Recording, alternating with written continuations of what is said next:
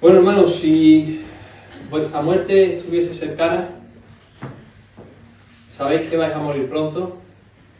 ¿Perderíais el tiempo? No, ¿verdad? Las últimas palabras que tendréis que decir a alguien a quien queréis enormemente, serían palabras irrisorias, sin sentido, o serían para decirle lo verdaderamente importante. ¿Para qué sería? Para lo verdaderamente importante, ¿verdad? Yo quiero que vengáis a conocer, invitaros hoy a retroceder algo más de 1900 años atrás y ir a una persona que escribió unas cartas, y la escribió en una situación muy peculiar. Mira, hacia el año 60 y algo, mitad de los años 60 del primer siglo, a ver si esto quiere avanzar, ¿vale? He llamado a la predicación hoy advertencias y peticiones antes de partir. La época de Claudio, el emperador Claudio, voy a retroceder incluso un poco más de lo que he dicho. El emperador Claudio.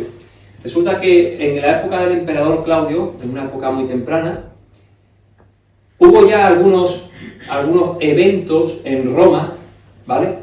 En el que incluso Suetonio, hablando de la vida de Claudio, dice Iudaeos impulsores resto asigue tumultuanti Roma expuli. Eso suena muy, ¿verdad?, en latín.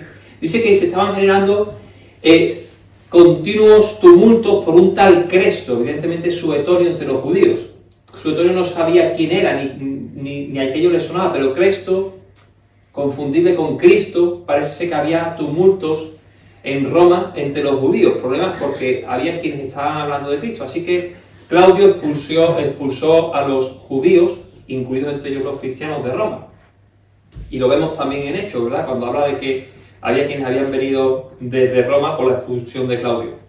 Poco tiempo después, bajo el emperador Nerón, Roma arde una noche y Nerón, no se sabe si él era el culpable o no, hay quien apunta que sí, hay quien dice que igual no lo era, pero Nerón busca a alguien a quien echarle la culpa, porque todo el mundo quiere un culpable. Y entonces busca y dice, los cristianos han sido. Ya se sabía que existían los cristianos, ya la mayor parte de la gente había ido a oír de los cristianos, pero la gente pensaba de una manera, no conocía bien los cristianos, decían que bebían sangre, se refería a la Santa Cena, ¿verdad? O sea, beben sangre. Y entonces los acusaban de una superstitio nova et maléfica, una superstición nueva y maléfica, decían que era el cristianismo. Y como Roma había ardido, pues los acusaron de haber hecho un delito contra la humanidad, un delito sumamente importante. Y por ese motivo los cristianos en Roma y en su región cercana comenzaron a ser perseguidos, y muchos de ellos fueron al circo romano, no al Coliseo, ¿vale? Como yo sé que hay imágenes y demás, uno piensa que el Coliseo en esa época todavía no se usaba el circo romano, y allí fueron muchos crucificados, otros en las fieras, murieron muchos cristianos. Disculpad. Tácito, el historiador Tácito, escribiendo sobre Nerón, Tácito se percata de que los cristianos no eran culpables, pero Tácito dice que eran una ingens multitud, una inmensa multitud, una muchedumbre de personas. Cuando empiezan a buscar a los cristianos, dicen, ¿cuánta gente se ha vuelto cristiano en tan poco tiempo? Si murió el que dicen que era su profeta, murió hace nada, y ya hay cantidad de personas en Roma. Y lo acusaron de crímenes infames. Unos años después, el emperador Domiciano desata otra persecución contra el cristianismo, pero ahora la desata por la acusación de ateísmo. Los llama ateos porque son contrarios a los dioses de Roma. Y entonces a su propio sobrino, el cónsul Flavio Clemente, a su mujer Flavia Domitila, los hace ajusticiar. Y Dion Casio, otro historiador, hablando sobre esta época de Domiciano, dice que había muchos otros inclinados a esas costumbres judías. Claro, él tampoco se distingue entre judío y cristiano, dice, había muchos otros. Era una inmensa multitud de gente que sabía que había aceptado el cristianismo. En esa época también muere Simeón, el pastor principal de Jerusalén. Y llegamos a la época de Trajano, del emperador Trajano. El emperador Trajano, sevillano nombre, como algunos, ¿no?, por él, resulta que se escribe con Plinio, el gobernador de Bitinia. Y los ACB nos permite conocer cómo los cristianos eran perseguidos en la época. Dependía mucho del gobernador, pero se les daba muerte si no sacrificaban a los dioses y si no veneraban, ¿vale? Rendían culto al emperador. Si eso no lo hacían, debían morir. A veces eran por acusaciones anónimas, incluso se acusaba anónimamente, pues he visto que Evelio tal y tal y tal. Y ya lo perseguían. Evelio por decir un nombre, imaginaros. Y ya lo perseguían, le decían, sacrifica o si no serás ajusticiado.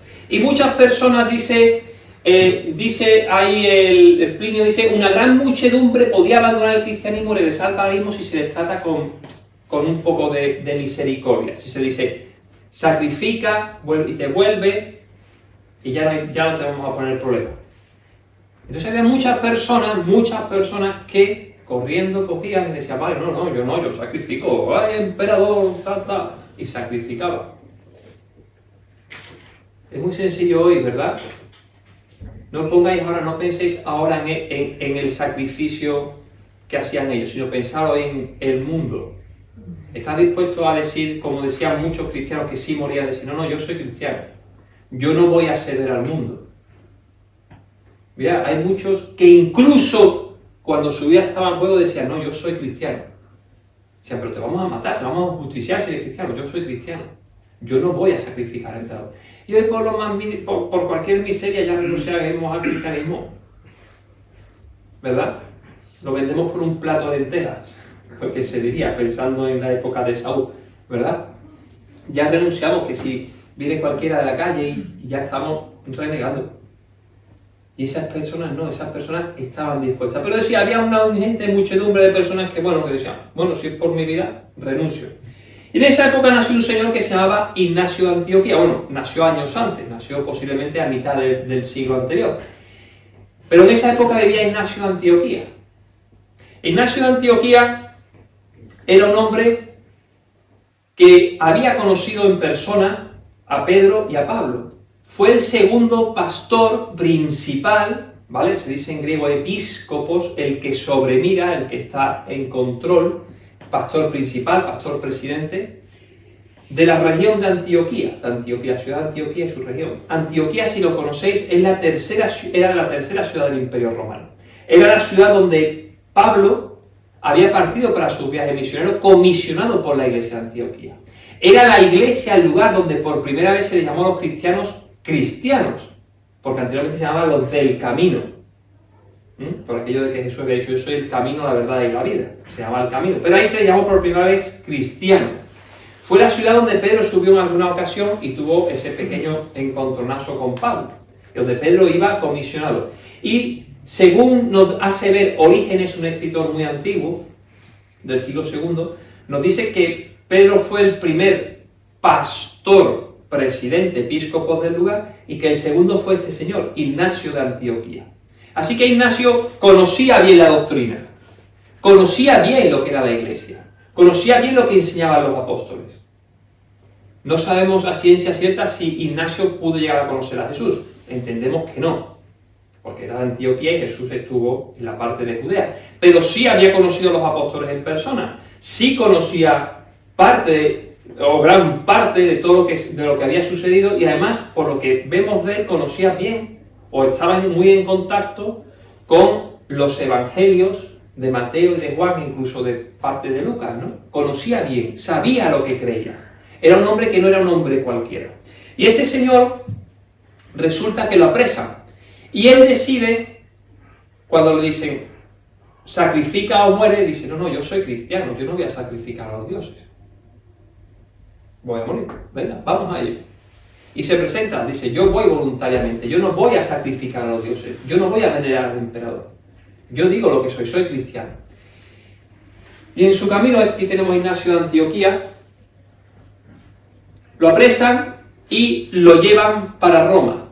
Pero no va por mar, hace un pequeño trayecto en mar, y lo dice en sus propias epístolas, sus propias cartas, sino que va principalmente por los caminos. Lo llevan apresado hacia Roma. Y en la época, el camino tenía sus etapas, no lo podía hacer todo un tirón, imaginaros. Y lo iban dejando en una prisión durante un tiempo, después iba a la otra ciudad, también encadenado, y allí quedaba encadenado, iba poco a poco. Y tuvo la gran oportunidad, el hombre, de escribir unas cartas, unas epístolas. Y lo que él escribe nos permite ver muy bien cómo interpretaba alguien que había estado con los apóstoles, con Pedro, que habría conocido en Antioquía a Pablo, que habría conocido en Antioquía a muchas otras personas que habían estado en los orígenes del cristianismo gentil, porque recordemos, en Antioquía es donde se expande el cristianismo para los gentiles, ¿bien? Pues él había estado allí y sabía de primera mano todo aquello. Y entonces sabe que va a morir, sabe que lo van a echar a las fieras y no tiene tiempo que perder. Y encadenado escribe unas cartas a una serie de iglesias. Esas iglesias son Trayés, Magnesia, Roma. Escribe desde Esmirna, eso que veis ahí en medio en rojo, y después desde Troas escribe a la propia iglesia de Esmirna, a la de Éfeso, a la de Filadelfia y a Policarpo, que era el pastor, igual que él en Antioquía, pues era el pastor principal de Esmirna.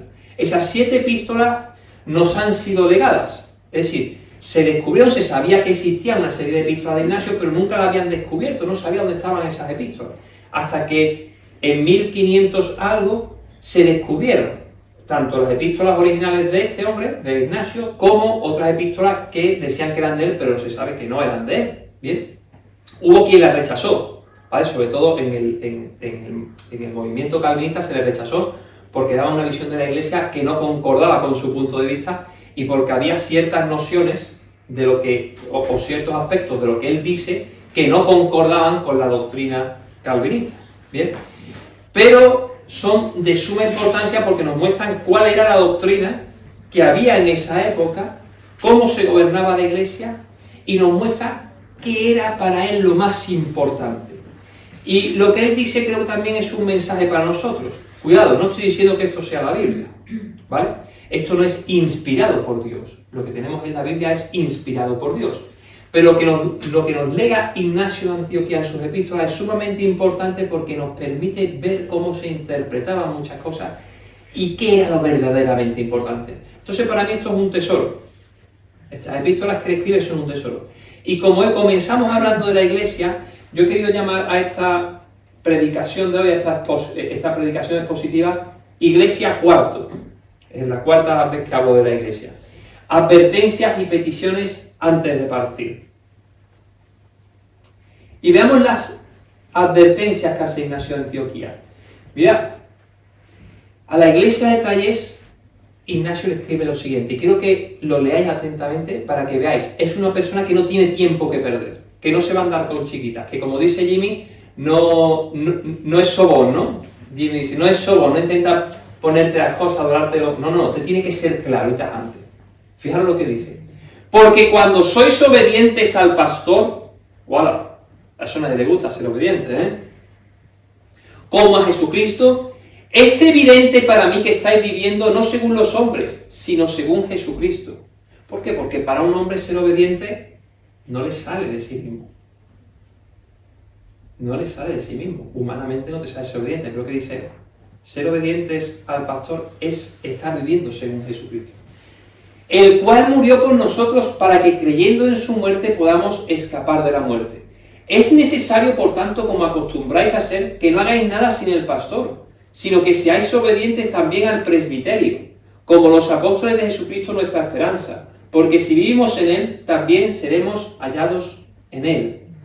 Fijaros, nuevamente en el capítulo 6 dice, os exhorto, pues, aunque no yo, sino el amor de Jesucristo, que toméis solo el alimento cristiano, y os abstengáis de forraje extraño, que es herejía, porque estos hombres incluso mezclan veneno con Jesucristo, imponiéndose a los otros como con la pretensión de honradez sin sinceridad, como personas que administran una porción letal, con vino y miel, para que uno no lo reconozca y no tema y beba la muerte con un deleite fatal. Y hablando sobre estas personas que introducen herejías y enseñanzas espurias en la iglesia, dice, está pues en guardia contra estos hombres, y será así ciertamente si no os envanecéis, y si sois inseparables de Jesucristo, del pastor y de las ordenanzas de los apóstoles. El que está dentro del santuario es limpio, El que está fuera del santuario no es limpio, esto es, el que hace algo sin el pastor, el presbiterio, los diáconos, este hombre no tiene limpia la conciencia. No estoy hablando yo se los estoy trayendo el mensaje que él escribió a las iglesias, cuando no tenía tiempo que perder. Es un mensaje muy duro. Muy duro. ¿Bien? A la iglesia de Magnesia. En estas cadenas que estoy llevando, canto la alabanza de las iglesias y ruego que pueda haber en ellas, ¿qué dice? Unión de la carne y del espíritu que es de Jesucristo. Nuestra vida siempre segura. Una unión de fe y de amor, preferible a todas las cosas, dice. Y lo que es más que todas ellas, una unión con Jesús y con el Padre. Por tanto, por honor de aquel que os ha deseado, es apropiado que seáis obedientes sin hipocresía. Obedientes sin hipocresía.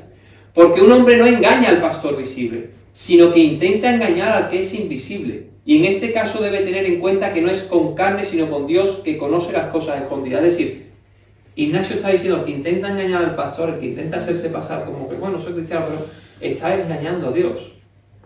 Guaca.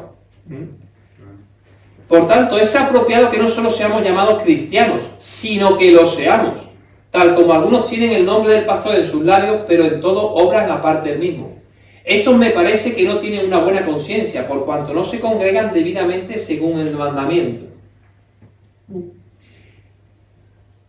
Por tanto, esforzaos en alcanzar conformidad con Dios y tener reverencia los unos hacia los otros, y que ninguno mire a su prójimo según la carne, sino que os améis los unos a los otros siempre en Jesucristo. Hermano, ¿nos estamos amando en Jesucristo? Bien.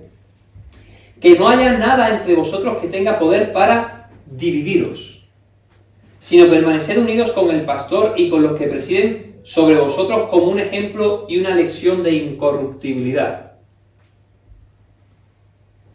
Por tanto, tal como el Señor no hizo nada sin el Padre, estando unido con Él, sea por sí mismo o por medio de los apóstoles, no hagáis nada vosotros tampoco sin el pastor y los presbíteros. Y no intentéis pensar que nada sea bueno para vosotros aparte de los demás, sino que haya una oración en común, una suplicación, una mente, una esperanza, un amor y un gozo intachable que es Jesucristo. Pues no hay nada que sea mejor que Él. Apresuraos a congregaros, como en un solo templo, Dios como ante un altar, Jesucristo, que vino de un Padre y está con un Padre y ha partido a un Padre. Sed obedientes al pastor y los unos a los otros como Jesucristo lo era al Padre según la carne, y como los apóstoles lo eran a Cristo y al Padre, para que pueda haber unión de la carne y el espíritu. Y se acaba despidiendo, pasando bien en piadosa concordia. Hermano, unión. Unión en la iglesia. Jimmy tiene una máscara que dice que, la mascarilla lo leía, dice, la unión nos hace más fuertes. Pensemos en el edificio. ¿Qué hace fuerte al edificio? Si sus piedras están unificadas, le dan estabilidad. Si tú pones las placas de cartón yeso del pladur, las pones sin estar bien unidas con taladradas, ¿verdad? Taladrado los montantes, aquello se tambarea y se cae. Pero si lo está bien anclado, unido, todo, aquello se sostiene. Unión. Ignacio de Antioquía tenía una cosa que decir a las iglesias antes de partir. Unión. Unión entre los miembros. Evitar las divisiones, le escribe ya a la iglesia de Esmirna, desde Troas. Le escribe, evitar las divisiones como origen de los males. Seguid todos a vuestro pastor, como Jesucristo siguió al Padre. Fijaros, seguid al pastor como Jesucristo siguió al Padre. ¿Falló alguna vez Jesucristo al Padre? Siempre lo siguió. Y al presbiterio como a los apóstoles, y respetad a los diáconos como el mandamiento de Dios. Que nadie haga nada perteneciente a la iglesia al margen del pastor. Considera como Eucaristía válida la que tiene lugar bajo el pastor o bajo uno a quien él haya encomendado. Allí donde aparezca el pastor, allí debe estar el pueblo. Tal como allí donde está Jesús, allí está la iglesia universal. Es razonable pues que velemos y seamos sobrios, en tanto que tengamos todavía tiempo para arrepentirnos y volvernos a Dios. Es bueno reconocer a Dios y al pastor. El que honra al pastor es honrado por Dios. El que hace algo sin el conocimiento del pastor rinde servicio al diablo. Dice el propio Ignacio de Antioquía, una persona que había estado con los apóstoles y que está exponiendo algo que es lo que pensaban los apóstoles. Es claro, es muy claro Ignacio de Antioquía, me gusta por eso, porque es sumamente claro. A la iglesia de Filadelfia: como hijos pues de la luz de la verdad, evitad las divisiones y la doctrina falsa. Allí donde esté el pastor, seguidle como ovejas, porque muchos lobos engañosos con deleites fatales se llevan cautivos a los que corren en la carrera de Dios. Pero cuando estéis unidos, no hallarán oportunidades. En la unión no encuentran oportunidades. Ahora hay mucha gente que dice que corrían la carrera de Dios, y por no estar unidos, por estar desunidos, viviendo un poco así al margen, dice que vienen los lobos y se los llevan. Se los llevan, los capturan y se los llevan. ¿Os dais cuenta? La unión. Dijimos que la unión hace que nos apoyemos unos a otros. Pero también, si yo estoy en unión, yo me apoyo en el otro. Si yo tengo una duda, oye, tal cosa, si yo me sucede algo, oye, necesito que ores por... Ahora, si yo quiero mi vida, yo quiero... Dice que esos pueden estar corriendo la carrera, pero viene el lobo y se los lleva. Yo hice pues mi parte como un hombre amante de la unión, pero allí donde hay división e ira, allí no reside Dios. Ahora bien, el Señor perdona a todos los hombres cuando se arrepienten, si al arrepentirse regresan a la unidad de Dios y a la comunión con el pastor. Por lo tanto, ¿qué es un arrepentimiento verdadero? Cuando regresas a la iglesia y a la comunión con el pastor. Fijaros lo que dice Ignacio. Conviene pues glorificar en todas formas a Jesucristo, que es que os ha glorificado a vosotros, a fin de que, reunidos en una misma obediencia, sometidos al pastor y al presbiterio, vosotros seáis santificados en todas las cosas. No que haya hallado divisiones entre vosotros, pero sí filtración, porque todo esto escribo a los de Filadelfia, porque todos los que son de Dios y de Jesucristo están con los pastores. Y todos los que se arrepientan y entren en la unidad de la iglesia, estos también serán de Dios, para que puedan vivir según Jesucristo. No os dejéis engañar. Fijaros que duro aquí lo que dice Ignacio. Ya Ignacio está escribiendo desde Troas, cuando ya queda poco para marcharse, dar el salto hacia Neápolis y ya que lo lleven a Roma. No os dejéis engañar, hermanos míos. Si alguno sigue a otro que hace un cisma, que hace una ruptura, una división, no heredará el reino de los cielos. ¡Wow! Nos pensamos que podemos ir rompiendo y haciendo cisma tranquilamente. Dice, no heredará el reino de los cielos. Si alguno anda en doctrina extraña, no tiene comunión con la pasión. A la iglesia de Jesús dice, ¿cuánto más os voy a felicitar de que estéis profundamente unidos al pastor, como la iglesia lo está a Jesucristo y Jesucristo al Padre, a fin de que todas las cosas sean acordes en la unidad? Que nadie se extravíe. Si alguno no está al interior del santuario, se priva del pan de Dios. Pues si la oración de Dios tiene tal fuerza, ¿cuánto más la del pastor con la de toda la iglesia? Aquel que no viene a la reunión común, ese ya es orgulloso y se juzga a sí mismo. Pues está escrito, Dios resiste a los orgullosos. Pongamos pues el mero el no resistir al pastor para estar sometidos a Dios. ¿Qué es estar sometidos a Dios? No resistir al pastor. Otra vez a los de Filadelfia dice, porque cuando estuve entre vosotros, clamé, hablé en voz alta, con la voz propia de Dios. Prestad atención al pastor, al presbiterio, a los diáconos. Pese a ello, había algunos que sospechaban que yo decía esto porque conocía de antemano la división de algunas personas. Pero aquel por quien estoy atado me es testigo de que no lo supe por medio de carne o de hombre. Fue la predicación del Espíritu que hablaba de esta forma. No hagáis nada sin el pastor, mantened vuestra carne como un templo de Dios. Amad la unión, evitad las divisiones. Sed imitadores de Jesucristo como Él mismo lo era de su Padre. Fuerte, ¿eh? Fijaros, eso le había escrito a los Efesios. Medio siglo antes aproximadamente, Pablo le escribió también a los de Éfeso. Y Pablo también estaba en prisión. Y escribe, por lo tanto, es Pablo, prisionero por servir al Señor, les suplico que lleven una vida digna del llamado que han recibido de Dios, siempre en verdad, porque en verdad han sido llamados. Sean siempre humildes y amables. Sean pacientes unos con otros. Y tolérense las faltas por amor. Hagan todo lo posible por mantenerse unidos en el espíritu y enlazados mediante la paz. Hermanos, dos personas que estaban atados, encadenados, camino de Roma. Pablo ya estaba en Roma. Que van a morir. ¿Qué es lo último que tuvieron que decirle? ¿Qué es lo último que quisieron decir? La unión. La unión entre los miembros de la iglesia. La unión entre la iglesia es la unión entre los miembros de la iglesia. Y para ellos, ¿qué era la unión? Estaban a punto. Ahí tenéis una imagen, ¿vale? En el Coliseo. Un cuadro muy bonito. No tenían tiempo que perder. No se ponen a hablar de si el partido ayer o de los goleadores que lucharon o... No tenían tiempo que perder para nada. Y les dice, mantener la unión. Ahora, la unión requiere humildad. Lo hemos visto en lo que escribe Pablo.